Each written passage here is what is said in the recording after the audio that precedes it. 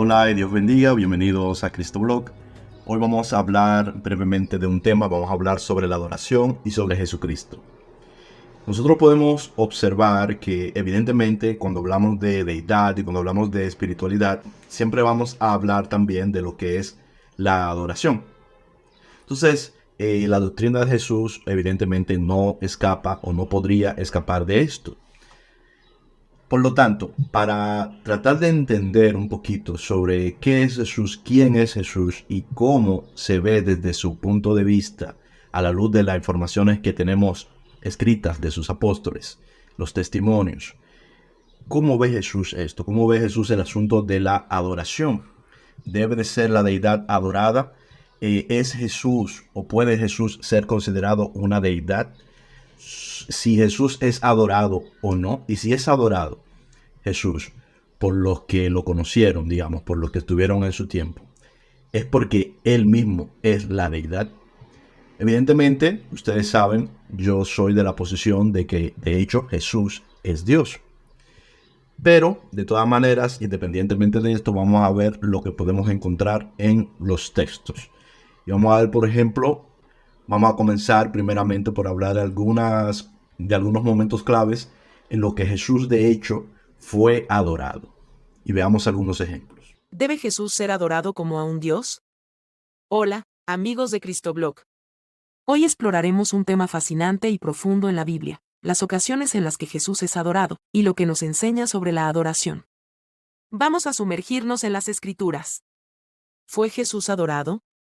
Comenzamos con algunos momentos clave donde Jesús es adorado. En Mateo 2:11, cuando los magos del Oriente encuentran al niño Jesús, lo adoran. Dice la Escritura, y entrando en la casa, vieron al niño con su madre María, y postrándose, lo adoraron, y abriendo sus tesoros, le ofrecieron presentes, oro, incienso y mirra. En Mateo 14:33, después de que Jesús camina sobre el agua, los discípulos en la barca lo adoran, diciendo, verdaderamente eres Hijo de Dios. En Mateo 28:9, tras su resurrección, Jesús se encuentra con algunas mujeres, y ellas, abrazando sus pies, lo adoran.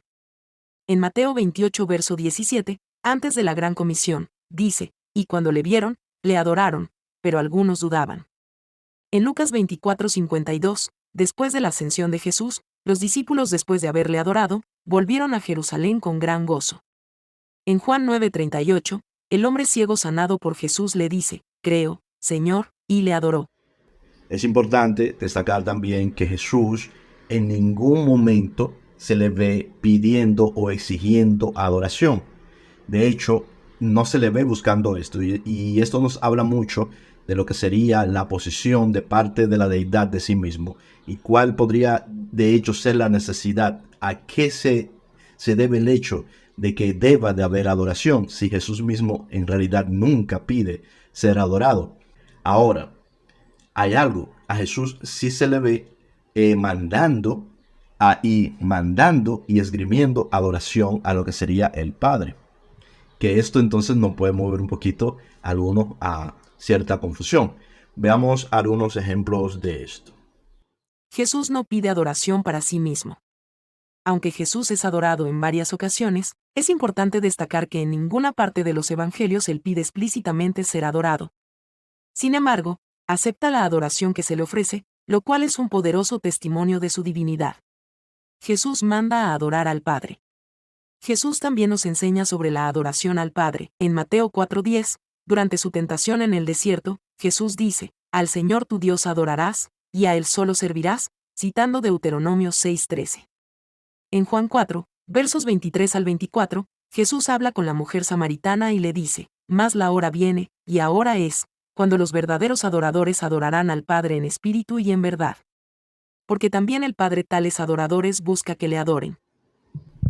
Como vemos, Jesús está citando las escrituras antiguas aquí, en este caso el Deuteronomio, pero también vamos a ver algunos otros ejemplos, porque esto podríamos decir, bueno, simplemente está citando algo. Jesús, de alguna manera, está diciendo que el Padre busca que se le adore, o esto es lo que nos parece decir el texto. y que nos dice que debe de ser adorado en espíritu. Claro, aquí se está refiriendo a que no hay un lugar donde el Padre deba de ser adorado y no hay algo físico a lo cual podamos, digamos, dirigirnos para decir es aquí el objeto de adoración del Padre o es aquí el lugar donde está la presencia de Dios. Esto se está refiriendo al templo, a los altares en Jerusalén o a los altares en Samaria. Realmente el lugar no importa porque evidentemente Dios no habita en templos hechos por manos humanas. De hecho, la presencia de Dios habita en el cuerpo de Jesús, el que está hablando en el caso de la samaritana. En este caso cuando está hablando con la samaritana. De manera que efectivamente, la adoración es algo que se hace en espíritu y esa es la manera verdadera. Así es como yo lo interpreto. Cuando dice espíritu y en verdad, lo que está diciendo, entiendo, es que realmente en espíritu es la única manera, de manera personal, en la que realmente se puede adorar a Dios. ¿Y cómo se adora a Dios? Yo creo que se le puede adorar de múltiples maneras. Se le puede adorar resaltando sus cualidades. Pero entonces ahí viene la razón, digamos, nos hace pensar en la razón por la cual tendría que haber adoración, refiriéndome de nuevo al hecho de que Jesús no solicita adoración, pero fijémonos que Jesús sí acepta la adoración, nunca rechaza la adoración. Vamos a ver algunos textos en Apocalipsis antes de seguir con esta idea. Finalmente, en el libro de Apocalipsis, vemos una poderosa adoración celestial. En Apocalipsis 5, versos 8 al 14, Jesús, el Cordero, es adorado por toda la creación. Digno es el Cordero que fue inmolado de recibir el poder, las riquezas, la sabiduría, la fortaleza, la honra, la gloria y la alabanza. En Apocalipsis 19, verso 10, cuando Juan intenta adorar a un ángel, el ángel lo corrige diciendo, mira, no lo hagas, yo soy consiervo tuyo. Adora a Dios. Sin embargo, Jesús siempre acepta la adoración de los hombres y nunca les corrige, lo cual puede ser interpretado como una señal de que Él mismo es Dios.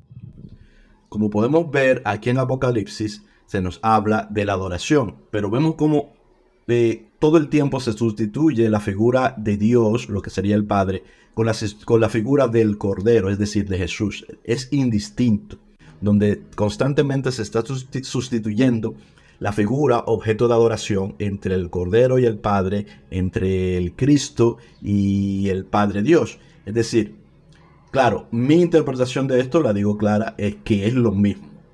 Que Jesús y el Padre es lo mismo. Solo que el Padre habita en un cuerpo físico. Y al habitar en un cuerpo físico, es decir, cuando Dios habita en ese cuerpo físico, a eso es lo que llamamos Jesús. Pero la persona no es el cuerpo. Eso, o sea, ese es mi pensamiento. Yo creo que una persona no es específicamente el cuerpo, aunque el cuerpo forme parte de alguna manera de lo que es la persona, por lo menos en este mundo. Bueno, pues la persona de Dios física en este mundo solamente se refleja dentro del cuerpo de Cristo, es decir, manejando ese cuerpo, esa figura física, ese templo no hecho de manos. Aún así, esto siempre me lleva a lo mismo. Yo creo que el Padre y Jesús es lo mismo, solo que uno está corpóreo localizado y en la otra manifestación, por ejemplo, es la manifestación del Espíritu, es la misma persona. Y también el Padre que no se manifiesta, es decir, el Padre es ese Dios, desde mi punto de vista, es ese Dios no manifestado. Es ese Dios que no está interactuando con nosotros de manera directa. Es el mismo Dios, el mismo Jesús, el mismo Espíritu Santo, pero no manifestado. Eso es lo que para mí es el Padre. Pero bueno, esto es, como digo siempre, lo que yo creo, la manera como yo lo veo, como yo lo he entendido hasta el día de hoy. Pero vamos a tratar de entender lo que nos están diciendo los textos. Bueno, para mí se desprende de todo esto de que si bien Jesús es adorado porque es Dios en sí mismo. Y acepta la adoración porque es Dios. Fijémonos que en la lectura de Apocalipsis 19:10 vemos como en esta visión, cuando un ángel que no es Dios, que no es la encarnación de Dios, ni que es la figura angelical, es adorado, pide no ser adorado, dice que es uno de los consiervos. Esto no pasa con Jesús. Jesús acepta todo el tiempo la adoración.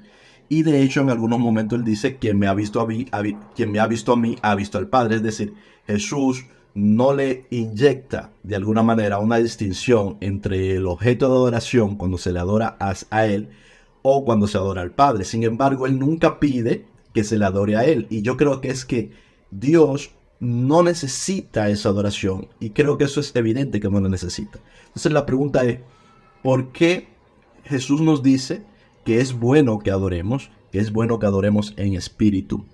Yo creo que la razón es porque nosotros somos lo que lo necesitamos. Es decir, que nosotros al reconocer a Dios, sus verdaderos atributos, es decir, y sobre todo al adorarle en el espíritu, que no es más que ser guiados por Él, ser guiados por el espíritu, dejar que sea Él el que tome las riendas de nuestra vida hasta donde sea posible por nuestra conciencia, que muchas veces lo impide, pero estar reconociendo eso de nuestra parte es lo que nos ayuda a nosotros. Esto no le suma a Dios, esto no le resta a Dios, sino que la adoración nos conecta a nosotros con Dios y nos lleva por un mejor camino, nos guía hacia la luz, nos lleva hacia la puerta, que es el mismo Cristo. Entonces, esto es lo que quería compartir. Antes de terminar, les digo también que, como siempre digo, nadie conoce a Dios sino a través de Cristo. Es decir, no hay nadie que haya conocido a Dios sino a través de su manifestación. Lo no manifestado de Dios, eso a lo que se llama el Padre, que Jesús llama el Padre, eso no le conocemos, no le sabemos, no nos es cierto. Lo que nos es cierto de Dios es lo que se ha manifestado, la manera como Él se nos ha manifestado y los medios por los que Él se nos ha manifestado. Se nos manifestó en Cristo. Ese es Dios. Y se nos ha manifestado por su Espíritu Santo. Ese es Dios y es uno y el mismo. El contenedor no cambia a la persona porque la persona no es el contenedor. La persona no es el cuerpo. Dios no es un cuerpo. Habita un cuerpo, el cuerpo de Cristo, pero también es fuera de ese cuerpo. Sigue siendo, sigue existiendo y sigue siendo quien es más allá de ese cuerpo todo el tiempo y en todo momento. Y antes de que ese cuerpo fuera construido por Él mismo. Dios se manifiesta en el Espíritu, pero se manifiesta el Espíritu a nosotros porque nosotros somos espíritus. No es que Dios esté limitado solo a ser espíritu. El Dios, el Padre, no se manifiesta de ninguna manera en sí mismo, porque esa es una parte que no se puede manifestar porque es incomprensible, no es de nuestra materia, no está hecho de lo que nosotros estamos hechos, por eso no podemos tener contacto con Él. Solamente podemos tener contacto con Él cuando Él se extiende hacia los dominios que nosotros podemos contactar. ¿Cuáles son? El espíritu, porque nosotros somos espíritu, y la carne, porque nosotros somos carne. Por eso se nos manifiesta en carne, porque somos carne y podemos comprenderle según la carne, y se nos manifiesta en el espíritu, porque también somos espíritu y podemos comprenderle según el espíritu. Pero Dios es mucho más que carne y mucho más que espíritu.